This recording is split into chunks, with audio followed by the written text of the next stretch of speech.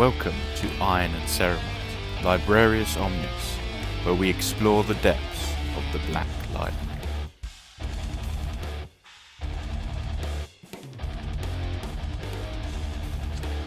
Hello and welcome to another edition of Iron and Ceramite Librarius Omnis, where myself and John are going through the Black Library, and we decided to start with the Horus Heresy and that whole series of books.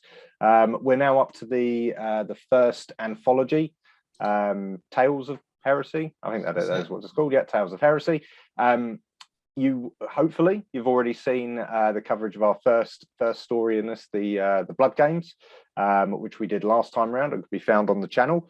This time around we're covering the second story, Wolf at the Door, which is obviously quite aptly about the Space Wolves, and gives us quite a good view of one of the more lesser known parts of the Legion's history. But ultimately it's another good story. It's another short one, so hopefully we'll be able to do this in one take. But gives us a good, as I said, it's quite a good story, and it's the first up to this point in the Heresy series where it's actually focused on the wolves. We haven't come across the Space Wolves yet, really, so far in the Heresy. But it's, as I said, it's a nice book, and as per the Blood Games, it's a bit of a palate cleanser. It's a bit easier to get into. It's nice and action packed, I think, but also gives for the lore heads out there. There's a lot of subtle subtext and little nuggets for those, especially those Space Wolf fans. There's a lot of interesting stuff in there that leads into later stories, as well as lore of the chapter or the Legion as it stands today in the 41st millennium. But yeah, that's what we're going to cover today. So yeah. Welcome along. Looking forward to getting into it. It's going to be a good one. Yeah, so this one is by an author we haven't covered yet either. Mike Lee. We have not come across him yet, but he will be the author of the next full novel that we get into once we're done with Tales of Heresy, which is Fallen Angels. So yeah, we'll see how that goes. See if he can recover that storyline. Indeed. So yeah, we'll look forward to that. So before we go into them, you're obviously our Space Wolves player. How did you like this one? Yeah.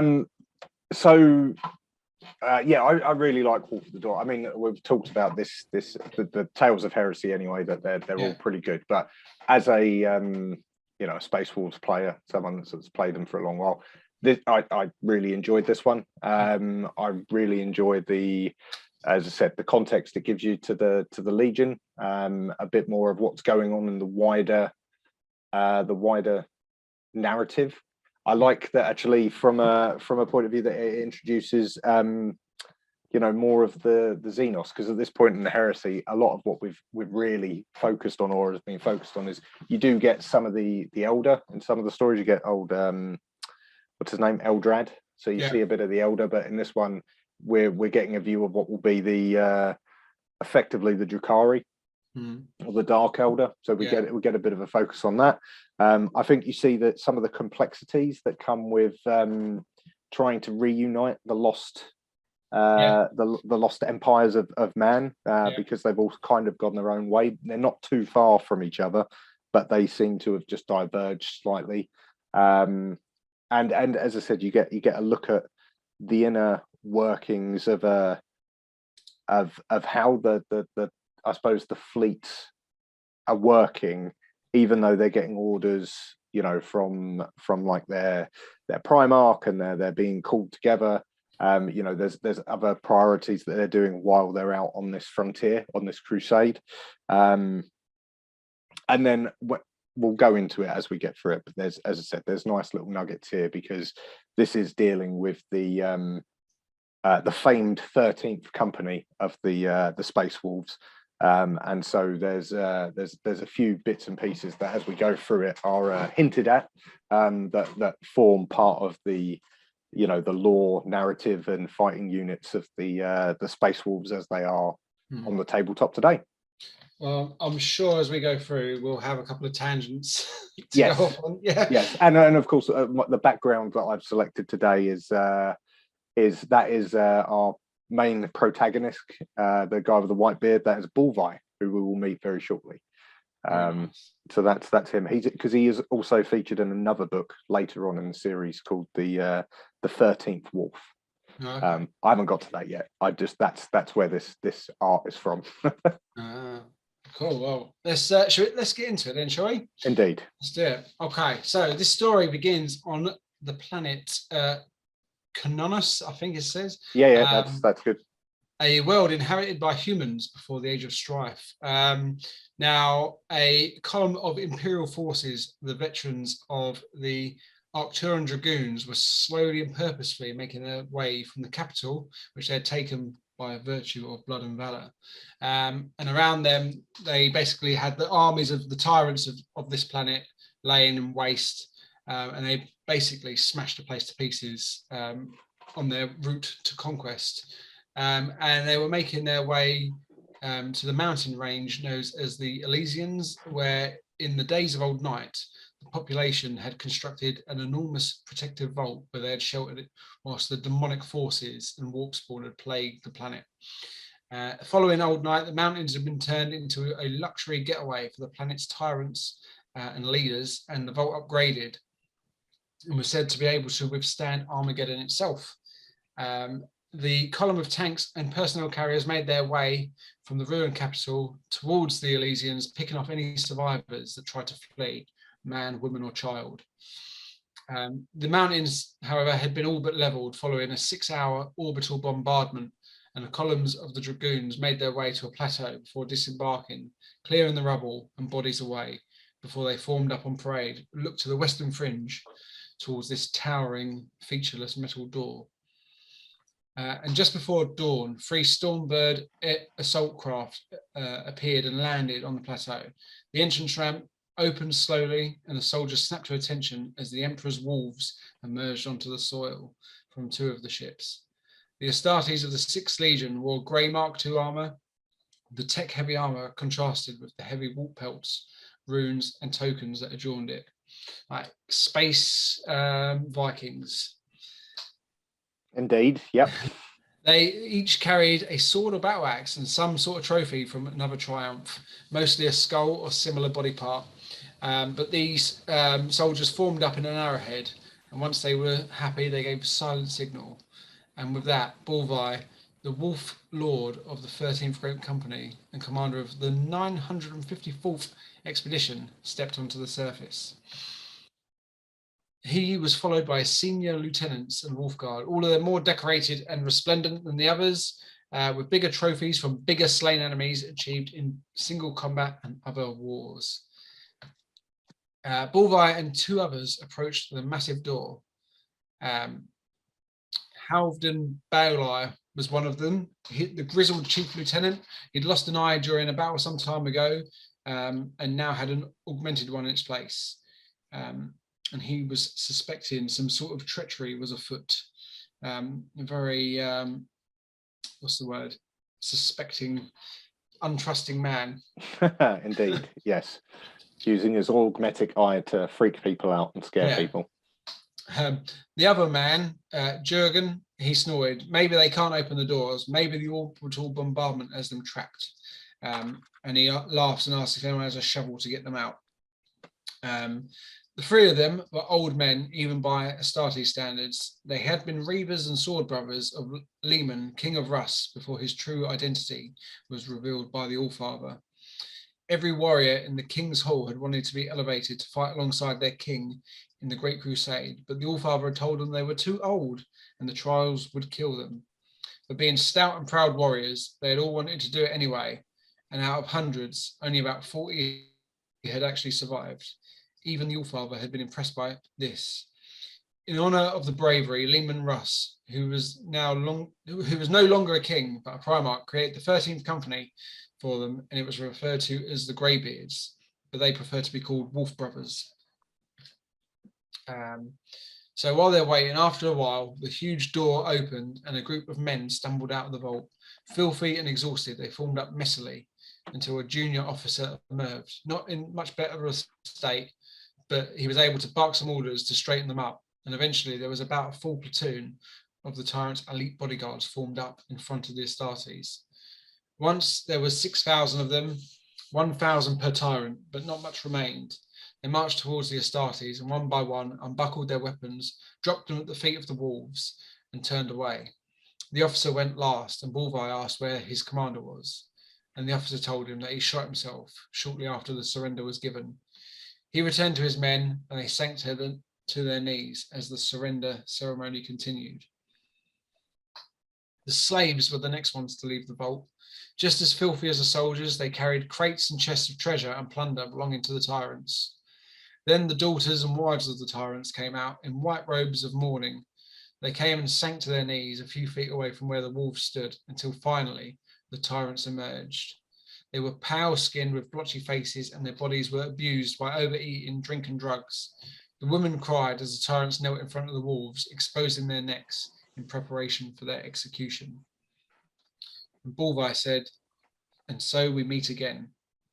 So they had been there for 7 years, and 7 years ago, they arrived to welcome them to the Imperium, back to the side of humanity. He had extended his hand to the leader, and they had spat at him in return and forced him to leave, threatening to kill him if he came back. He had promised that they would regret it, and now they were. Their fleet and armies broken, cities destroyed, and sons were all dead. And he tells them that they are no longer tyrants and will make sure they never rise back up. You would not spit at one of these dudes, would you? You'd have to be really bold Yeah. to give that as your opening gambit. Given that, you know, as you said, space Vikings, Astartes, grizzled, old, Yeah. carrying, you know, big old double axes and, you know, generally looking pretty mean and bigger than most of your troops, even if you think you're incredibly well armed. I suppose they were like, hey, you know, we survived in here, or our ancestors survived in here against old night and chaos. How bad can it be? Yeah. But yeah, even so, spitting at the hand of any Astartes is a bold choice. Yeah. And they're not like necessarily like the most like clean, prim soldiers. They're very savage looking as well, Yeah. like by Astartes standards. Yeah, they obviously had that very false sense of security. Yes, absolutely. Now found out. Yes.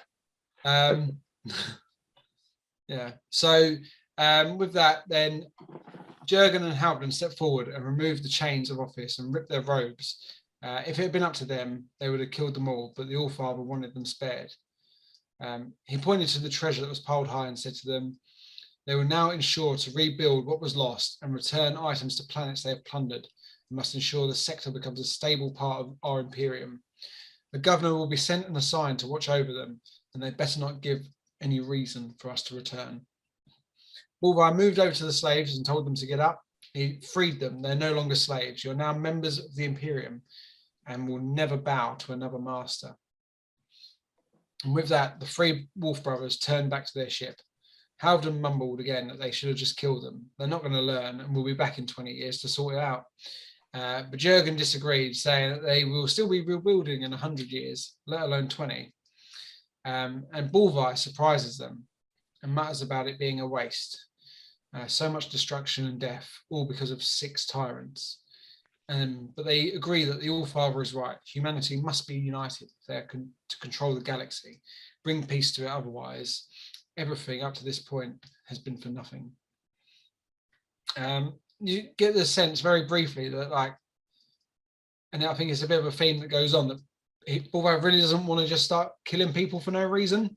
No, he's in those terms. You can see why he's the lord of this particular expeditionary force, because there is a measurement about him. You know, that he's measured in terms of what he's doing and how he's doing it. And you know, as said, as with you know, the wolves themselves, there is a certain level of honor about it, in terms of, you know, they'll if they're going to fight, they'll do it to the absolute best of their ability, but you know, they don't have to fight. Yeah. And if people are direct, honest, and open to it, then Bulvi at least will accept it. Yeah. Which is what they want. They like, the whole point of this is to find humans and get them on board so they can live like this glorious. It's the unification. You know, the Great Crusade was about unification, not not conquering. But you know, they take that if you know, people decided that they didn't want to. They didn't want to be unified. Yeah. So he takes it as, I think he takes it as like it's a heavy loss and a heavy burden. They're here to celebrate and find people, and then it's obviously it's like the last thing he wants to do is kill people that should be happy to see them prospering under the Imperium. And like it's as he said, like it's ironic because it's as I said, it's 6 tyrants that have you know, gone and caused all of this problem for thousands of people, and 7 years of war. You know, and I can't remember, but you know, I think it's a good mirror to the fact that it's a handful of Primarchs on either side. Yeah. And again, it's those individuals that are causing these issues. Wow. Things don't change whether you're in 2022 or in the 31st millennium. Absolutely. Anyway, so with that, Bulvi's housecarl, Johann, scurried out of the ship and says that 2 ships arrived in orbit a few hours ago, and one of them has a message from Leman Russ himself ordering the Space Wolves to stop all operations at once and rendezvous with him at Telkara in 5 months. Not just the 13th, but the entire Legion. Orders have been given that the Wolves are bound for Prospero. That's bad news if you're on Prospero. But yeah, we don't know what's going on yet. No. But Bulvi told him to send out orders to marshal his company to withdraw from all operations, meet for resupply, and then they're going to travel for more than 2 sectors to the galactic north. He then said, what about the second ship? And this was a long-range scout ship with a message from one of the admirals. The warp storms are slowly clearing up, making travel easier. And as a result, they've actually found a system that had been cut off, but there's no indication that anyone ever settled there.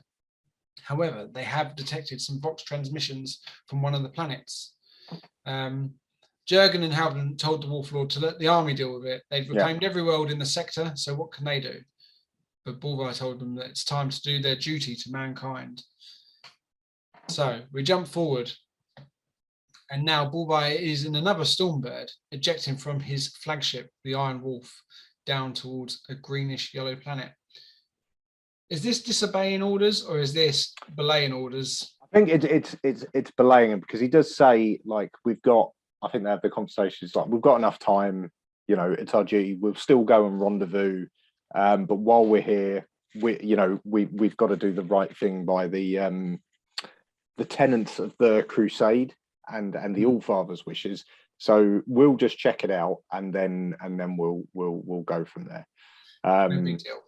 I think, as for Loreheads, we know that the 13th do get to where they need to go anyway. But so they don't disobey orders. They do get to Prospero for what they need to get to Prospero for. But for now, it's more of a, we're still going to do this. I'm in charge of this element of the Crusade. I'm the Wolf Lord. You know, these are my orders. We're not disobeying. We're just doing this first. They've clicked on the side quest to try and level up before they get to the boss. Exactly. That's exactly it. Yeah, smart thinking. You need to level up, right? It's all about the grind. Yeah, they've got to go kill 1,000 boars and chickens. Indeed. And then go. Anyway, so according to the star charts, this planet didn't have a name, and he studied a photo of it that had been taken over the last 24 hours. And he was surprised that any life could even be on the surface. They'd encountered many worlds that had not been lucky or strong enough to survive the warp storms, and this appeared to be one of them. But this world may have gotten off light may not have gotten off lightly. Much of its landmass was barren, lifeless, and dangerously radioactive. He paused on one of the pictures, zoomed in, and looked at a ruined city that seemed to be on a river's edge. Considered it with his wolf guard at how strange it looked. The city was almost destroyed, but apart from the ruined buildings, there was no sign of any kind of battle. There was no remains, no broken vehicles, no bomb craters, and no obvious signs of war. He brought his wolf guard with him and a dozen marines, as he couldn't spare or wait for anyone else to finish withdrawing from vital operations to prepare to leave the sector. They couldn't figure out the cause of what had happened, and Halfdan's mood darkened as he touched an iron charm. And straight away, he turns and says, "It must have been psychers then," or as they call on Fenris, warlocks. They don't like psychers. No, they don't like psychers. They like rune priests and people that breed the weird. But they don't like psychers. They come out of nowhere, literally. Oh, I don't like this. Oh, it must have been psychers. Oh, it's Wiley's touching, superstitious amulet. Yeah. Definitely those psychers, those warlocks and witches. Burn them, burn them. So the reason they don't like it is just prior to the Age of Strife, psychers had started appearing all over the place and on human worlds, causing chaos and destruction. During the Great Expedition, they discovered plenty of these nightmarish beings, and the Allfather had demanded that the planets they inhabited were burned to ash. It seemed that whoever had been on this planet had nuked it just to get rid of any psychic presence. However, Bulvi doubted it was psychers. He showed them another image of the mountains nearby and showed these other structures that had been slyly built into the mountainside. There were low white buildings in clusters like colonies of toadstools. And then another image showing thousands of people milling around what was clearly another discrete city.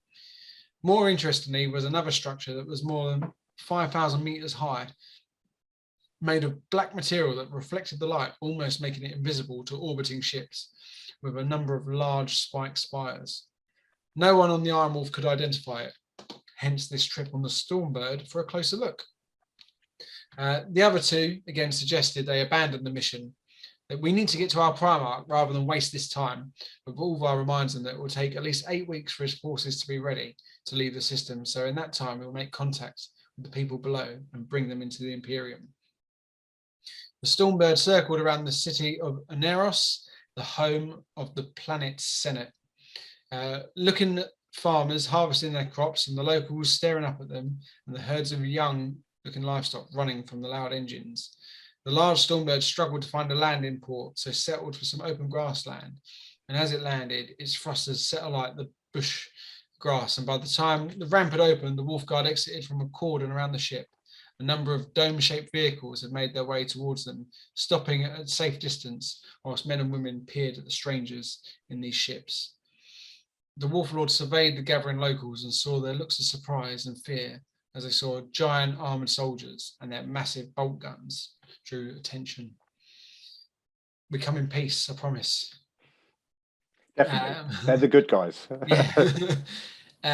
So he was surprised at the meagre turnout. Even on the last planet, who had despised them from the beginning, the streets were packed with citizens wanting to look at the strangers from Terra. But here, there was barely even a town's worth of people. He approached towards a group and sized them up silently like a predator to prey, the good guys, and spoke to a young man in his 20s and introduced himself by name and title. The young man greeted him warily, welcoming him to Antimon. His name was Andros Santano, and his father, Javrin, is the Speaker of the planet's Senate. Bulvi confirmed that Andros was the one he'd spoken to while still on the Iron Wolf, and the one who had invited him to the planet's surface. Andros said that Parliament was currently in session, and they had agreed to speak to the Space Wolves. So Andros led the Wolf Lord and his men to their vehicles, which appeared to be too small and fragile to carry Astartes, but he was surprised that they were sturdy enough to do the job, and it took them over an hour to travel out of the farmlands and into the city. He noticed that the houses were made from a thick white material and seemed more like bunkers than homes. The Antimon sat in almost complete silence for the journey, but when they did speak, it was in a hard Gothic that Bulvi found hard to follow. He could sense their tension and unease, and he felt the same, but he could keep his feelings hidden. and he secretly hoped this world would welcome them peacefully, as he could wash the stain off the Lamas campaign from his soul. The Senate building was a strange thing to see. It was a tall spiral-like with a cone-shaped base, with ramps that connected all around the outside of a building. They went inside, and along the hall was a number of statues carved to represent all different walks of life on the planet, from noblemen down to entertainers. Jurgen took keen interest in one that seemed to look like a warrior, in long sleeve chainmail and a veil of finer material over its face, with 2 thin pistols and a long thin sword at its side, and mockingly said, "So it looks like your people used to know about warfare. How fortunate that you have been able to leave such ways behind." Andres was taken aback and actually quite offended, and told him that the Armigers were once the young sons and daughters of the noble house, and had kept their planet safe for millennia. It's only the will of the council that keeps the old ways buried. And after a short pause, he led them into the parliamentary chambers, and they were hit with an overwhelming loud amount of shouting, and senators in private booths sat on thrones as high as 15 stories. And again, these people spoke in a high Gothic, and Bulvi only caught the words quota and lottery. But quickly they noticed their guests and fell silent. Oh dear, something's afoot. Yes, something's Psychers. Psychers. What I was going to say, I think, because I don't think we get any more on the tall was it spire that's all made from black. I don't think we get any for more. A little while. We will do in a bit. Okay, well we'll come back to that when we get it. But yes, obviously something is afoot, and obviously quota and lottery are the key words to currency. And the suspicious, I would say, not suspicious. I think our author is purposely drawing our attention to the architecture of the city, and kind of hinting that there are subtle reasons why things are the way they are. Well, yeah, I mean, there's no obvious no obvious settlements, but if you look close enough, they're all in the mountains. Exactly. Apart from a bit of farmland, and then they're all bunkers. Yeah, there's bunkers, and it all seems very peculiar. And like you say, there's the ominous black tower. Yes. Almost hidden, which is obviously disconcerting as well for the guys coming down to this odd planet. And then the fact that they don't have an army anymore. And no, Andres said, well, we used to, but the council is suppressing it. So something's going on. Yeah, there is definitely an underlying tension. We can't quite put our fingers on it at the moment because we haven't heard enough, but we're going to very shortly. Oh, yeah.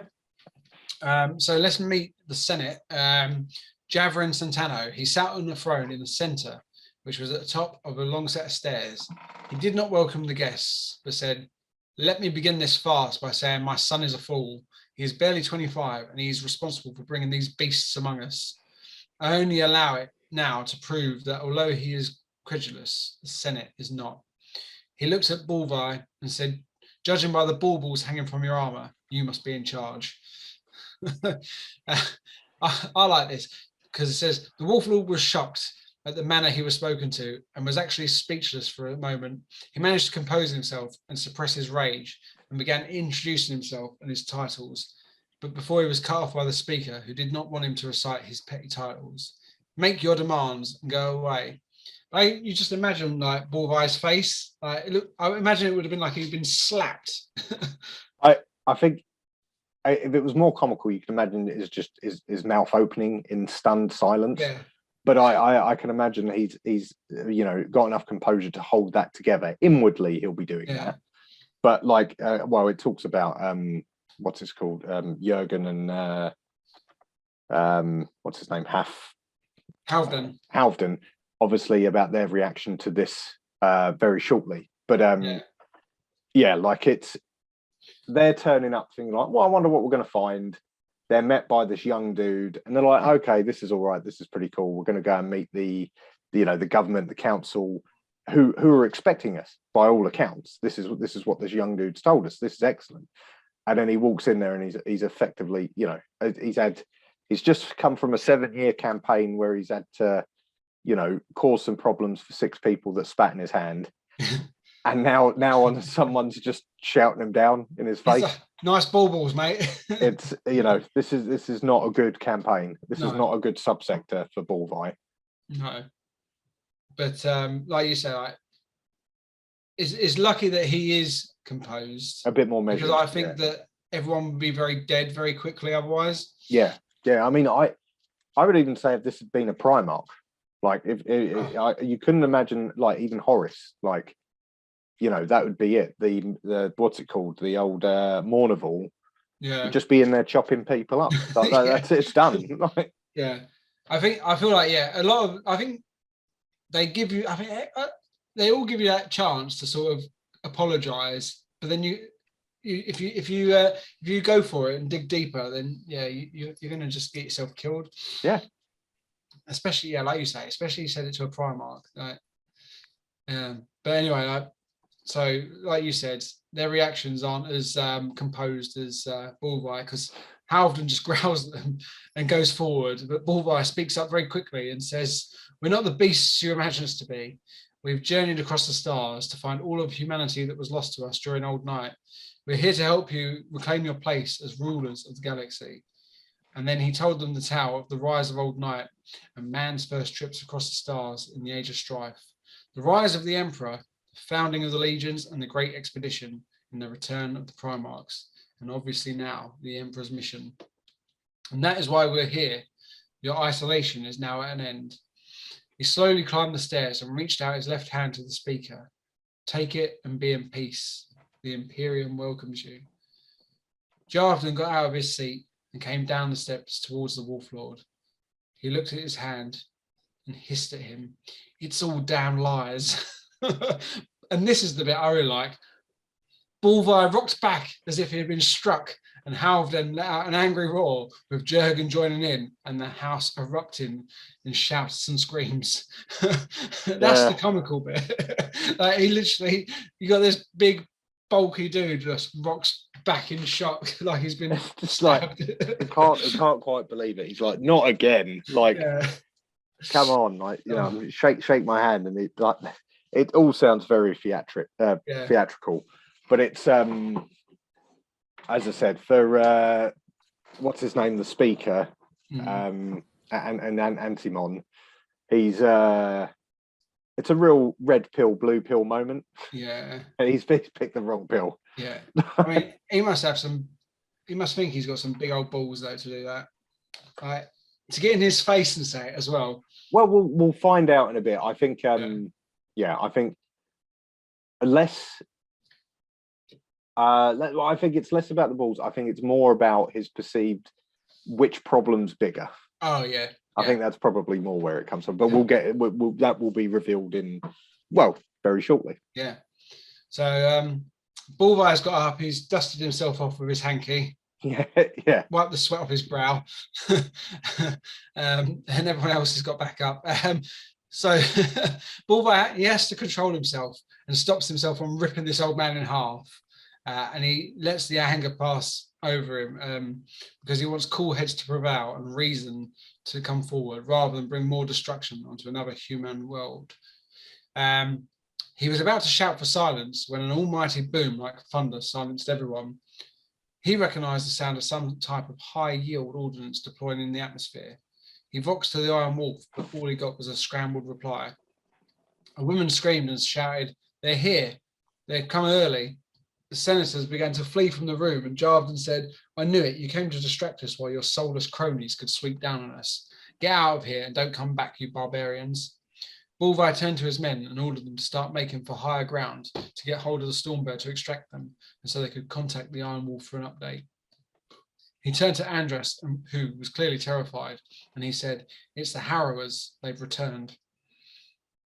Bulvi and the Astartes ran out into the night and began climbing the spiral stairs, trying to get Vox to the Iron Wolf or the Stormbird, but could not get either. The sky was lit up by gunfire as the Iron Wolf was clearly being attacked by enemy craft.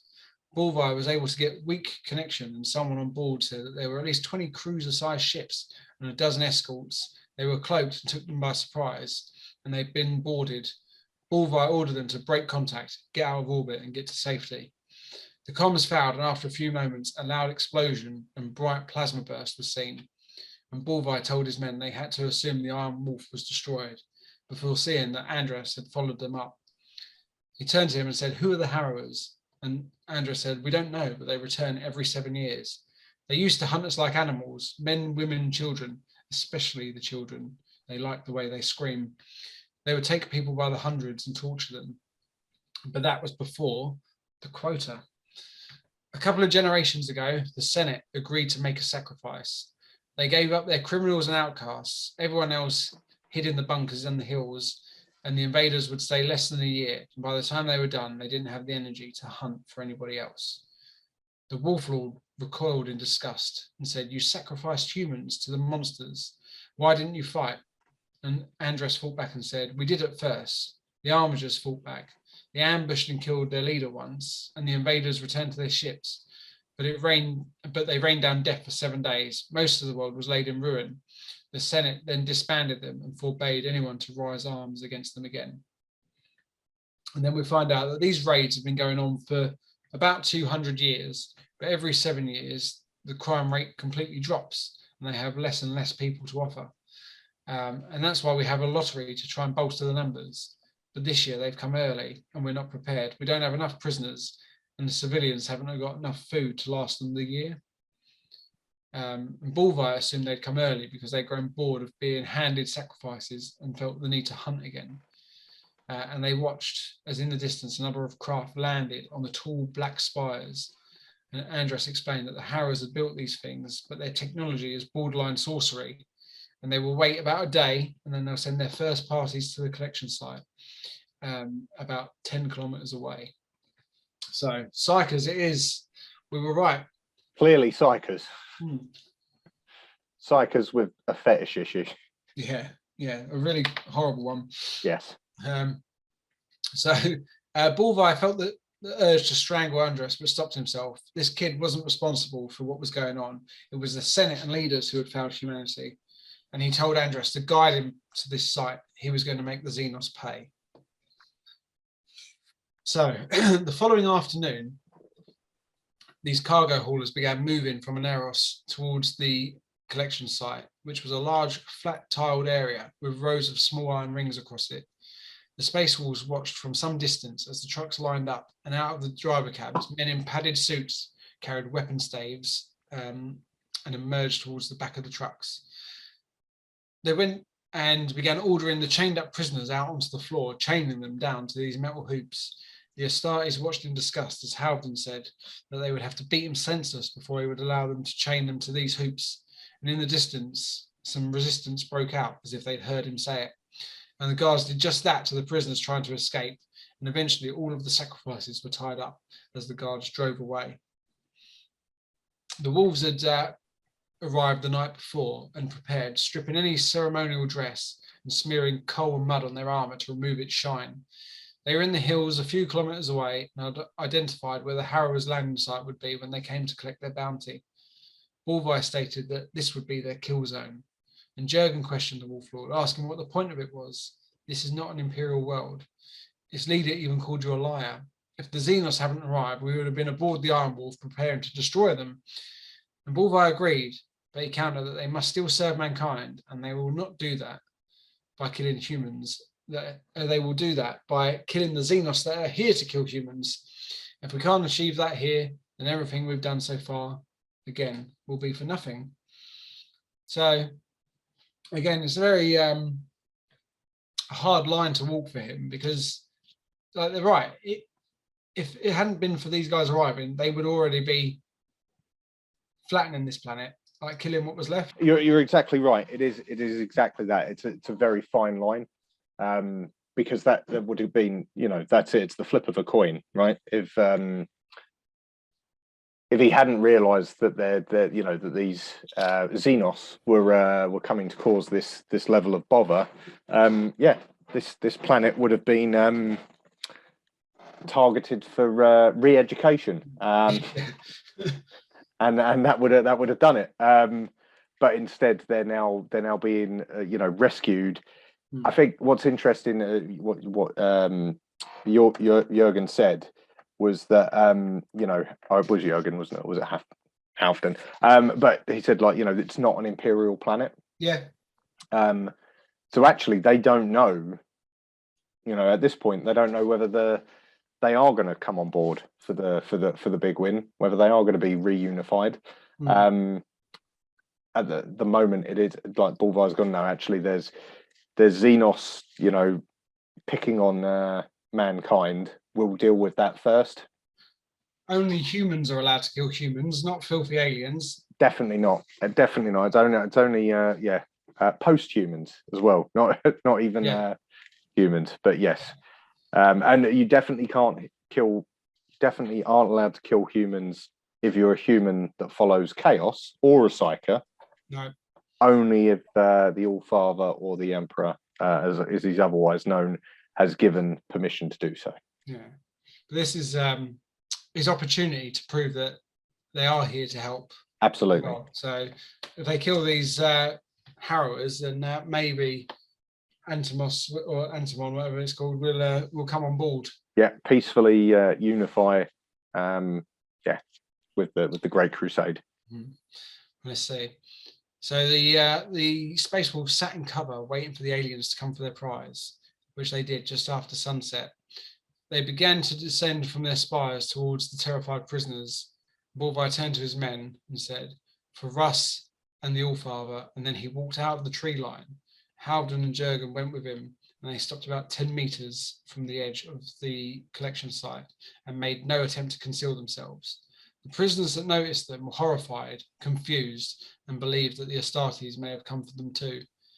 Halfdan grumbled, "I don't see why I have to be the bait," and Jurgen suggested that Bulvar wanted his most impressive warriors to strike fear into the hearts of the enemy, or in your case, Halfdan, the ugliest.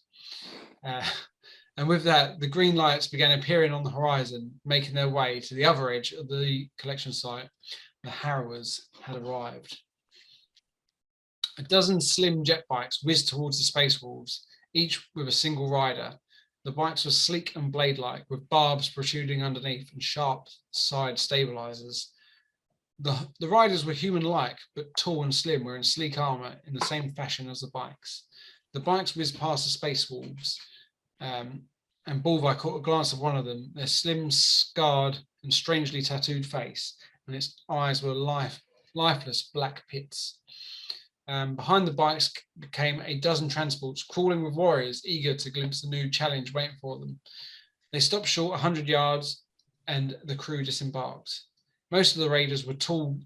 Put my tongue back in. Most of the raiders wore tall cone-like helmets and held long-barreled rifles. The leaders had large plumes of hair spouting from their helmets. The vehicles were decorated with mesh woven with bleached bone. They formed up in a mob and began slowly advancing on the Astartes, whispering in an odd language, but did not seem to fear the three wolves or believe them to be a threat. The leader in the mob was a hunched figure in bizarre armor. Half of his hair was shaved, exposing his scalp covered in complex tattoos. Its exposed pointed ear had been pierced and flexed, so it hung to the side of his face like fleshy lace. He had a complex pattern of flesh and metal running from his temple to his collarbone, and his teeth were filed to sharp points. It wore a gauntlet on one hand, where the metal fingers were filed into long, sharp blades, and he wore a scent of a strange biomixture which brought a sickly bile to the back of the Space Wolf's throat, like a super gimp. I mean, these all sound, they sound like they could be Eldar, but they just seem a bit darker. Yes. And this, what I noted was obviously this is back when they still called them Eldar. Well, that's it. Yeah, I was going to say, and they don't really acknowledge them because I think they are literally because they just call them the Harrowers the entire time. Yeah. I don't think they're called Eldar or Dark Eldar. They're not in this story. And obviously, at this point, this as I said, it's perfectly logical or reasonable to assess that Bulvar and his expeditionary crusade have never seen any Eldar. No. Regardless of whether they're dark, regular, Eldar as they were once known, Eldari or Drukari, whichever way round you want to call it. they may never have seen them. So all they're seeing are, space elves. So you got space Vikings versus space elves, but the dark variety. Really goth ones. They like, they're a bit kinky. Oh yes. Yeah, you can understand why Slaanesh has, taken a liking to the Eldar. Yeah. Sorry, tangent. Yeah. Bulvar looked at the creatures and he felt no fear. Only the inner wolf trying to get out and kill, but he kept it down for now. The space wolf struggled against the alien pheromones, keeping their discomfort masked. He spared a glance at the chained up, weeping humans and turned to address the Xenos. Bulvar introduced himself. He used his full titles, as the Astartes love to do so, and told the aliens they would not be preying on the humans anymore. The leader laughed and spoke in a broken low Gothic, telling Bulvar that he would make a fine gift for his master, who will enjoy peeling off his flesh. And Bulvar said, "So you're not in charge here?" And the leader said, "I am but a lowly servant of Dragar Shakar." And Bulvar said, "Then we have nothing left to discuss." And quick as a flash, Bulvar shot the alien between the eyes. Before it could hit the floor, the rest of the space wolves opened fire from cover, cutting the mob down. Bolt rounds and cracked missiles were going off all over the place. Initially, the Harriers didn't respond until the larger bodyguards began charging forward. Bulvar grabbed his axe, powered it up, and charged back at them. After a short but violent melee, the harrowers broke and ran away, and the wolves chased them down. The last of them were cut down, firing wildly back at the wolves as they did, and Bulvar felt a sharp pain in his knee after getting struck by a stray round. The transports began to take off and escape, but one was down very quickly by a pair of cracked missiles. The second escaped, but not without being hit by another missile and throwing the burning corpses over the side on its way back to safety. With the enemy beaten for now, he had his officers check on his men and get a status report, and turned to address the sacrifices. "The All-Father has sent his warriors to slay the aliens on your behalf, and we will not rest until they are gone forever." He told them they will no longer live in fear, and told them to return to the city and tell others what they had witnessed. And they began cutting them free from their chains, and as he did so, the survivors ran as quick as they could back to the mountains. Once they were alone, he and Halvdan spoke, saying that they had a good start, but that felt lucky that the aliens had been complacent after not meeting a challenge over 200 years. They decided to call in the Stormbird and draw any pursuers out into the wasteland to give them prisoners a chance to get home. They would find and make camp and see how badly the humans wanted their world back. So I think it's been a good build now, like settled on the planet. Yep. And it's not what they expected. They thought it was going to be and welcome some humans, get you into the fold, or kill you. And then they've got these aliens that have turned up just to complicate everything. Yeah, absolutely. And they're quite happy to get stuck in, but at the same time, they're on the one hand that they've got this engagement. They're also, their way home, their way back to the rest of the Legion. Yeah. The Iron Wolf is, a broken. Well, as far as they know, it could be anywhere. And as being told to move away anyway, regardless of its fate, which we don't know at this stage. And so they are, as far as Bulvar is going to be concerned, they've got nothing else to do but deal with these Harriers, and work out then what they're going to do with the planet. Yeah, that's right. Well, we've got no way off the planet, so it might as well kill something. Yep, indeed.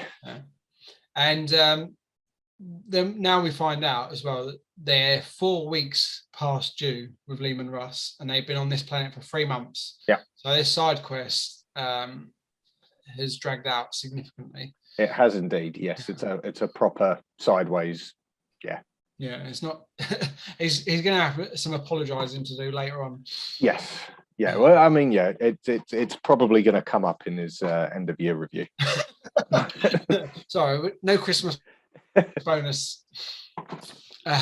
So where they've camped, there was a storm heading towards them, and the electromagnetic buzz in the distance and the warm air brought Bulvar out of his restorative trance. He'd only had about an hour, but that will have to make do. They were 100 kilometers outside of the capital and had been in a radioactive zone almost the entire time. In order to shield themselves from the Harrow scanners, they could only emerge to conduct deadly short burst raids on the reaving warbands. They'd only survived for so long purely because they were willing to suffer and live in hardship. They'd been warriors long before they were Astartes and still had no problem living as if they had done on Fenris all those years ago. There are currently 2 active kill teams on patrol, with a third at camp, resting and protecting the fallen. Bulvar was taking some comfort knowing that his message had gotten to the population. On occasion, when patrolling, they would locate food parcels. Not much of an offering, but the people had nothing, so everything they gave was appreciated. Halfdan limped up towards him. He'd taken a glancing blow from a harrower, and the wound still not healed. Halfdan had just completed an ammo count, and they were down to 40 bolter rounds per man, 8 grenades, 12 melter charges, and 2 crack missiles. And everything else they had was damaged or near breaking point, including their armor. He suggested they were still wasting their own lives on this mission for a planet of people who didn't even want them there. And he said that we should move to a more livable area and lay low until we are finally rescued. And Bulvar nearly shits himself in shock. The fact that his second or third in command was willing to give it up. He digs his heels in and says that he would fight to do everything he could to prevent a repeat on the last planet. He wants to avoid killing another human population. And if wiping out the Xenos and dying whilst doing so would bring this planet back to humanity, then that is worth doing. Which is what we suspected. We've covered that, and he doesn't want to just kill humans. He wants to do the right thing. Yeah, and that's what they're here to do. Indeed, absolutely. And if you're delayed, and if you're not back with the Primarch, you better be doing it for a good reason as well. So, but with that, the Stormbird carrying Jurgen and his men came back into view. It was in bad shape, and it had smoke pouring out of it. It managed to land mostly in one piece, and Jurgen came out and explained that they'd been hit by a set of fighters. They did manage to kill them and escape, but 2 more of the Battle Brothers had entered the Red Dream. And I'll pass that to you to explain the Red Dream, because they're not dead. So this is what the Space Wolves are calling it, but effectively every Astarte can go into it's like a forced hibernation. So when an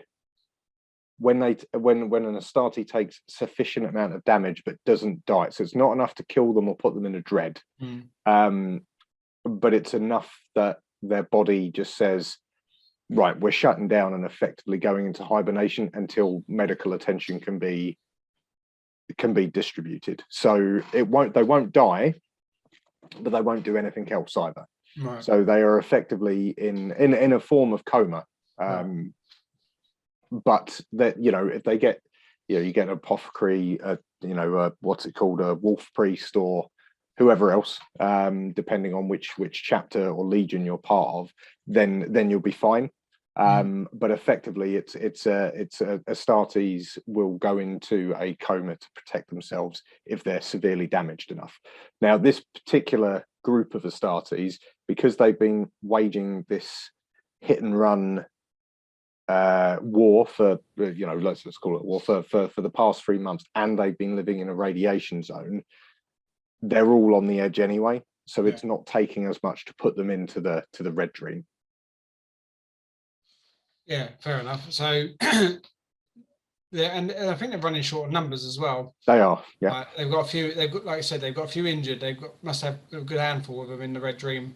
So, I imagine that it's going to be hard to heal if you're in the radiation as well. That's exactly it. So, it just touched on it there that Bulvar was just in, like a restorative kind of trance. Yeah. And again, that's more to do with the Astartes' physiology, but they're not healing as quickly as they normally would be because they're in a radiation zone. So their augmented bodies are already fighting against the radiation, which would kill a normal human.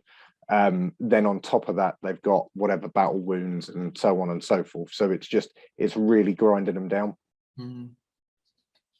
Right, so they need to get out of here. And Jurgen brings them some good news. They'd recovered a package with a message direct for Bulvi, and the scrawled message was a short vox frequency with a time and the name Andras. And it looks like the Antimonians are ready to take the next step. The wolves arrived at the scheduled rendezvous point 4 hours early. They'd moved stealthily through the woods and sat waiting in the dark. At the appointed time, 3 cloaked figures emerged from the woods opposite, and Bulvi was impressed that his men had not detected them until they broke cover. Bulvi went down alone and met Andras, who'd been waiting 2 weeks for the wolves to find a message.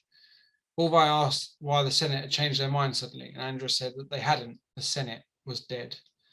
The Xenos leader had agreed to a peace treaty at the Senate building, but it had been a trap.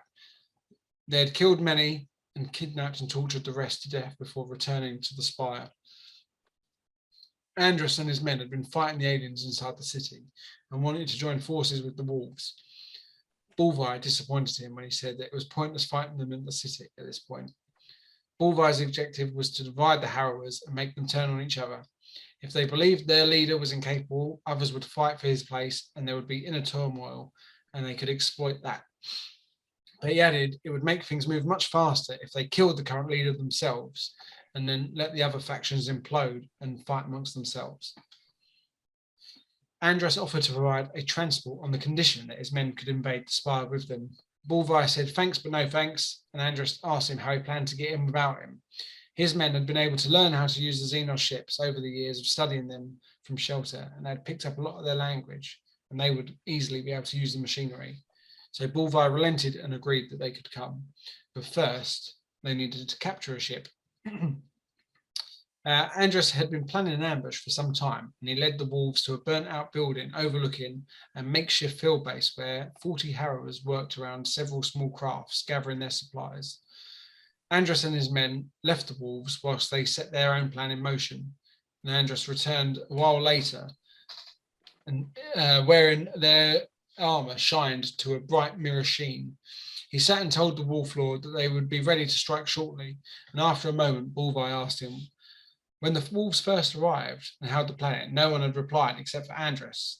Clearly his father wasn't interested, so why had you felt compelled to break the rules? Andras explained that when he was 4 years old, the Harrowers came to his house. His father had only had time to hide him, and the Harrowers took his mother and sister. The father was spared only because he was a member of the Senate. The Harrowers had taken his mother and sister, and his father hadn't even tried to stop them. Not long after, he discovered his grandfather's blades and began training in secret, vowing to exact revenge for his family. When he saw the Astartes arrive, he had felt that his chance had finally come for revenge. And Bulvi put his hand on Andras' shoulders and says, you have my oath on it. An explosion rang out in the distance, signaling their time to strike. 3 of the transport ships lifted up and headed to where Andras' men were causing a distraction and fighting the Xenos. They left 1 ship behind. They always leave 1 ship behind, Andras smirked, for reserves.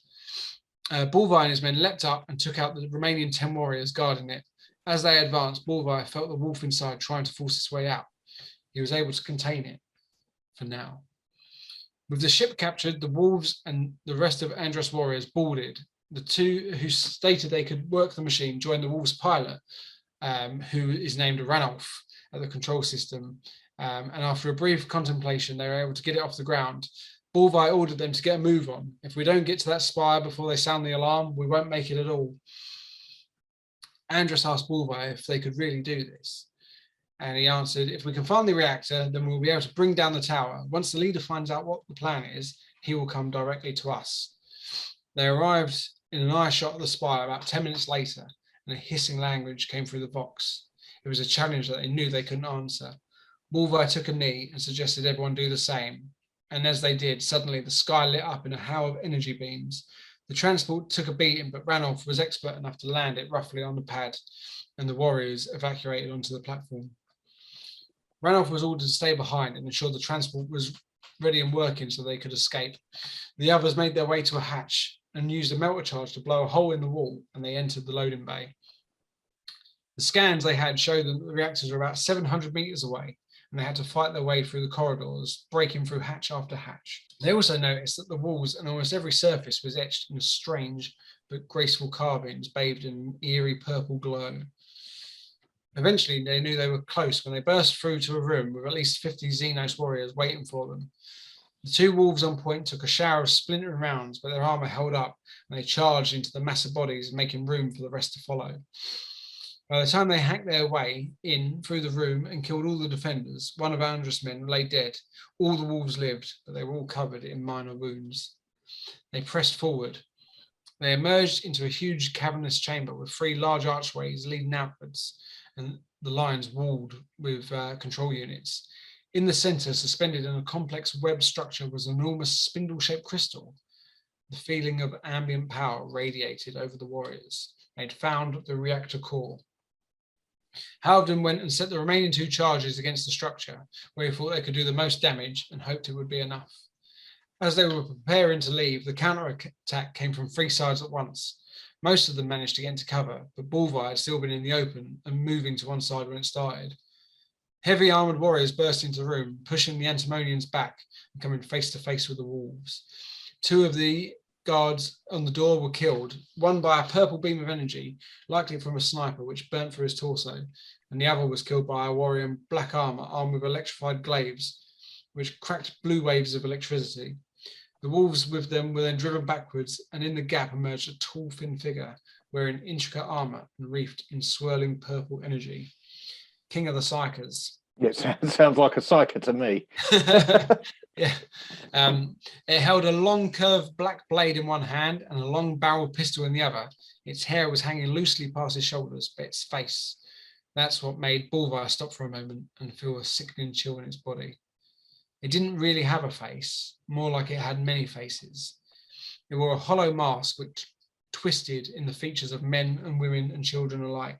Each face appeared to scream in silent pain and terror. The wolf inside, sorry. That's the wolf inside you trying to get out. That's the wolf inside me, choking to death. The wolf inside him rose up and seemed to ask, now? And Bulvar raised his axe and said, now, letting out a deep primal howl, and then charged. 2 bodyguards tried to intervene, and Bulvar offed them with his plasma pistol without missing a step. The 3rd bodyguard leapt forward, its movement almost too fast for the human eye. Luckily, Bulvar was in a blind rage, and his body moved instinctively, almost automatically.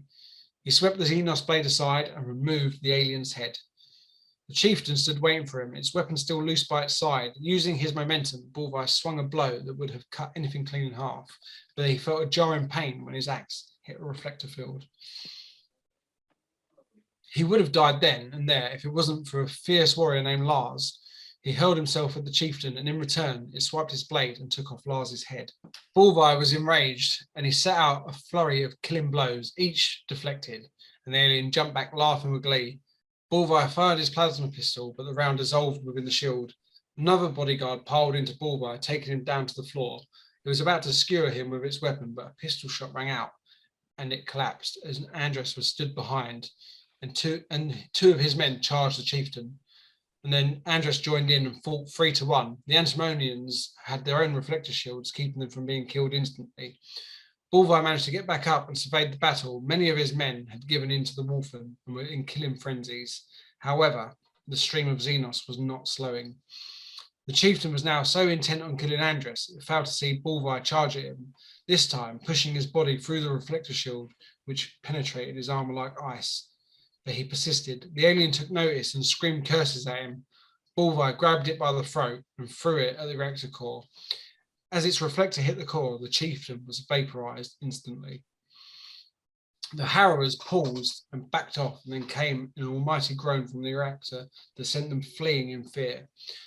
Bulvar ordered his surviving men back to the transport.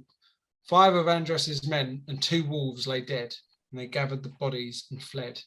As they approached the transport, they saw Ranulph hacking towards fleeing harrowers with his chainsword, stopping them from taking his newly fixed ship.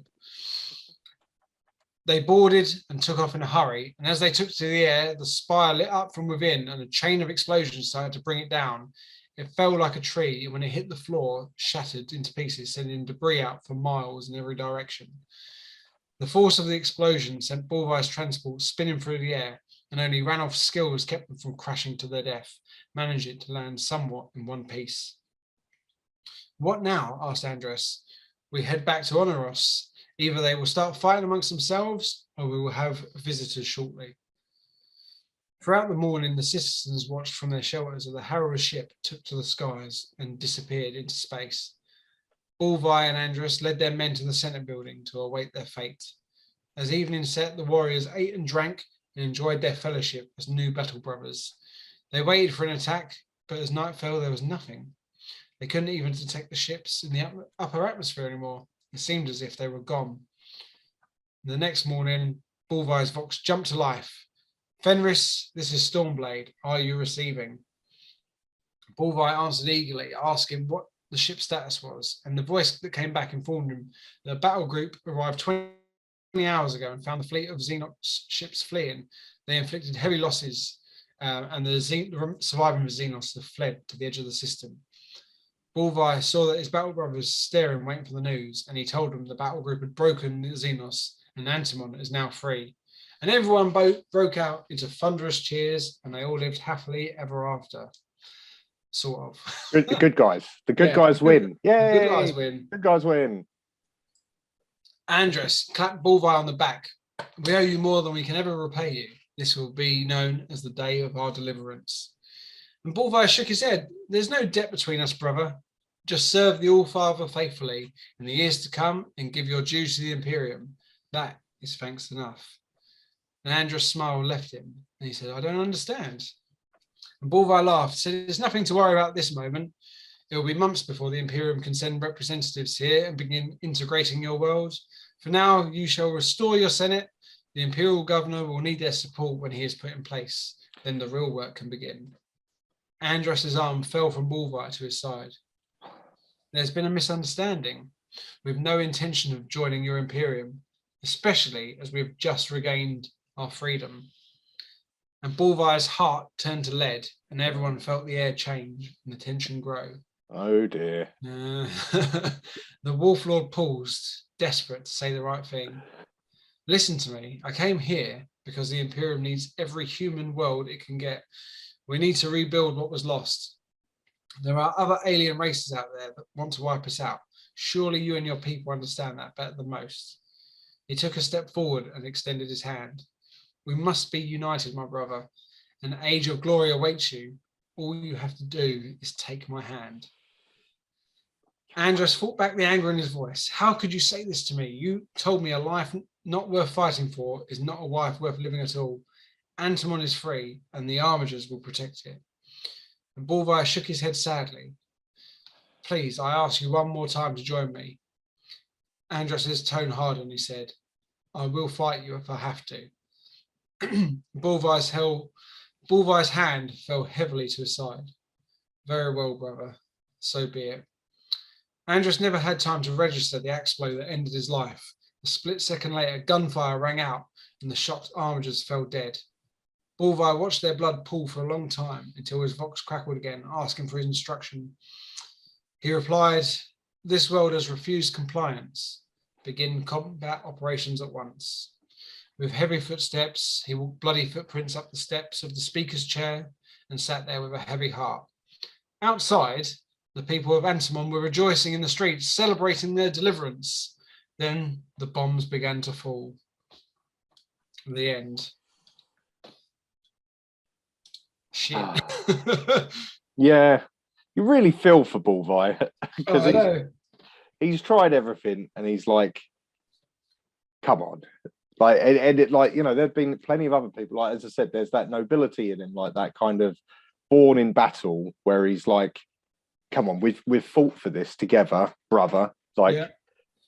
And he's given him more than one chance, which is what he wouldn't have done to a lot of other people. Yeah. And again, unfortunately, Andros is just like young, naive, not thinking about things the right way. And this time, you know, as I said, Bulvi gives him the chances, and then that's it. It's like, nope, right, that's it. We're done. We don't have time for this. We're overdue. The old Stormwolf has turned up to take us back to Leman. Like, sorry, pal, and shoot him. Like, yeah, I mean, you feel it though, didn't you? Like, yeah, you can see his heart break. the weight of it all, because he I think he likes Andrus. Like, I think there's a like camaraderie between warriors there. And like, I think he respected him. And then it's just all kind of taken away a bit at the end, and he's like really quickly as well. Like, and he was calling him brother. Like they've all spent that night like rejoicing because they fought together, they bled together. Yeah. And like, especially like Space Wolves and Vikings, what they like to do? They like to kill together and they feast together. And that's brotherhood. Yeah. And that's it. And like, as I said, they both work together to take out the Archon, the leader of the Harrowers, and you do feel a bit rough for him. So and it's you feel that it's I think the Mike Lee does a good job of doing it. Is that cycle? It feels like a cycle that Bulvi is going over and through again and again. Is like coming to a world of humans, saying to them, "Hey guys, look, we've got this. We've found you. Let's join with us." And he's just take my hand, just shake my hand, and it's done. And everyone's fighting him, and it's like you can feel it wearing him down. Yeah. So yeah, and it's like, and the other thing is like, it's just every time they go to a planet like this, his argument's going to get weaker with like his generals, because they were like, don't worry about it, and he was like, no, stick with it, stick with the plan. We'll show that we're here to do the right thing, and they'll join us. And then, like you say, young naive boy. Yeah. And then it didn't quite spit in his hand, but it broke his heart, which is worse. I think that was it. I think because they fought together, and he thought they were all on the same page. That was the bit. And then it uses his words against, like, not against him, but uses the words that he's given him to sort of state why they can't join the Imperium. Like, a life like that's not worth fighting for, is not worth living at all, or whatever. And it's like that's the bit that breaks him, and he's like, oh fuck. Right, I'm gonna have to kill this guy. So yeah, it's a bit rough. I think they do hurt their own case though, because they say, like, when they were freeing the slaves, they say you'll never bow to anyone again except for the Emperor. Except the Emperor. And it's like, you're bound to that guy because you'll get really brutally killed if you don't.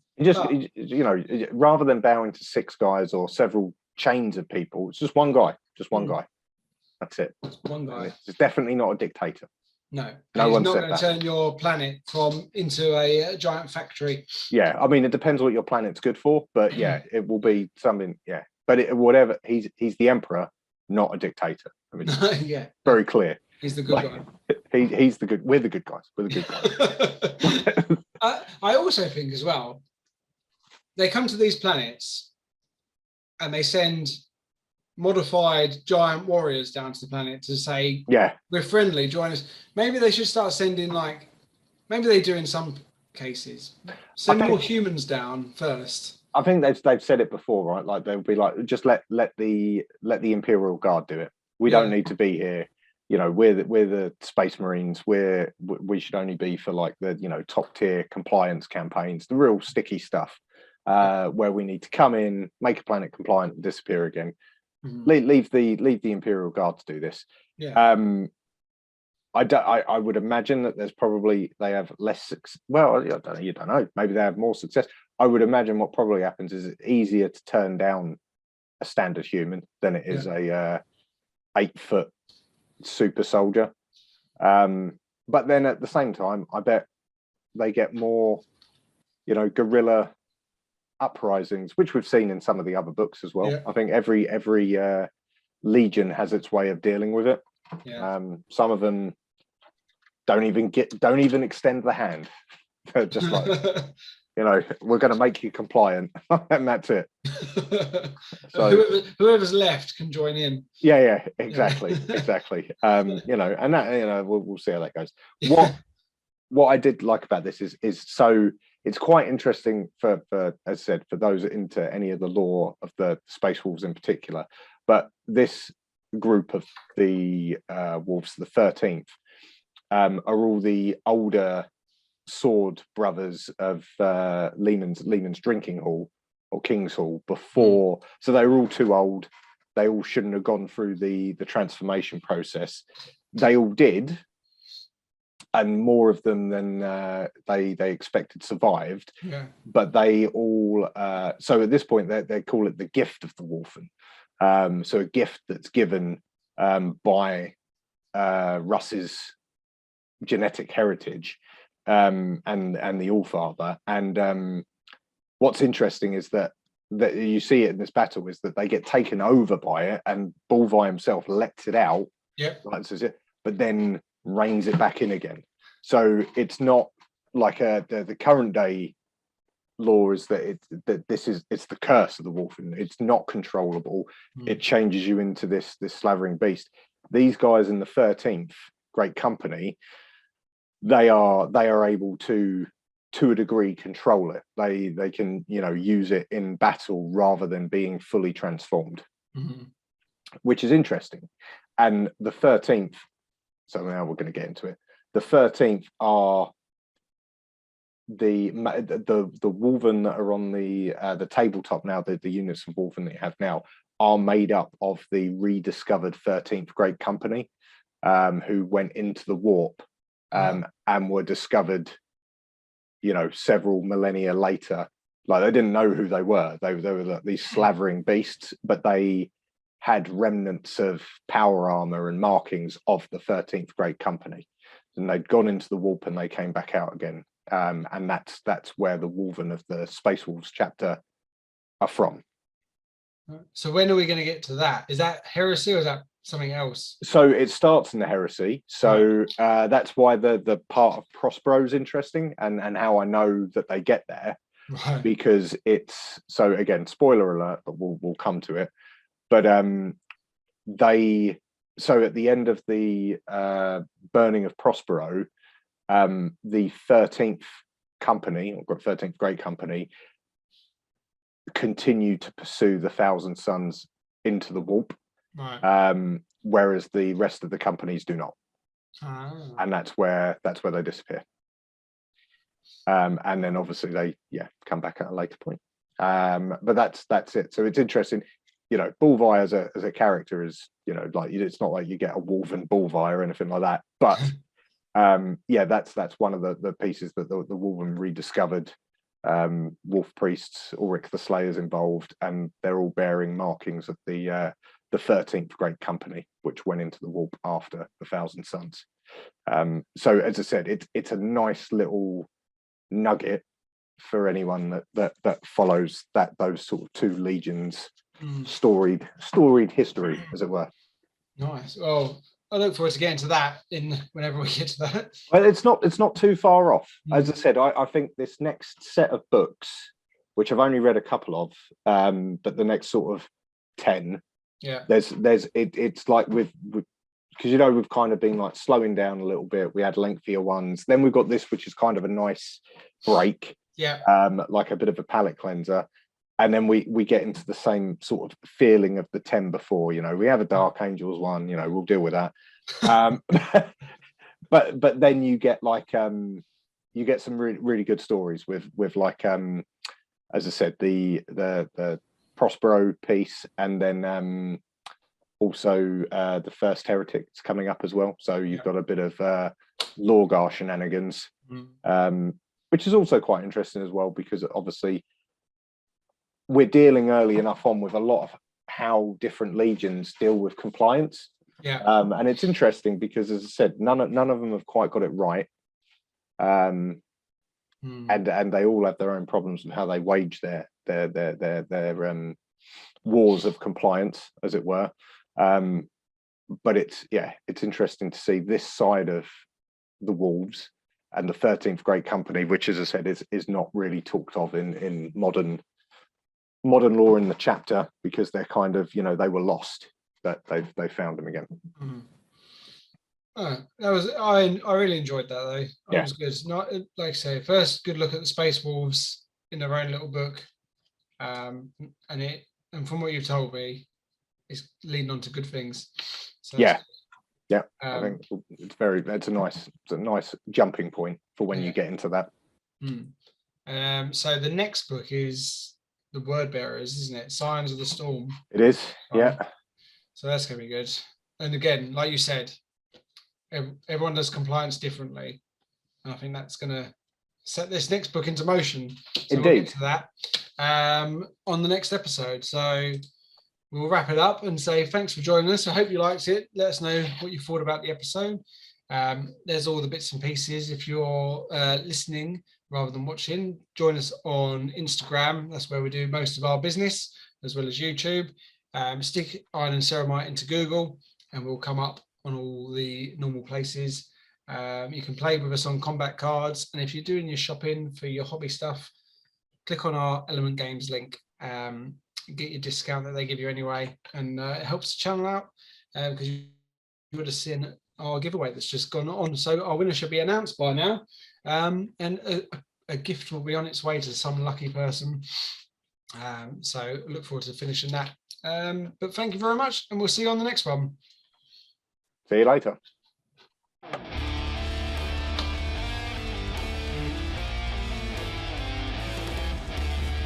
As always, we would like to thank you for listening to our Iron and Ceramite podcast. If you liked us, then you can also find us on YouTube, Facebook, Instagram, and any other good podcast services.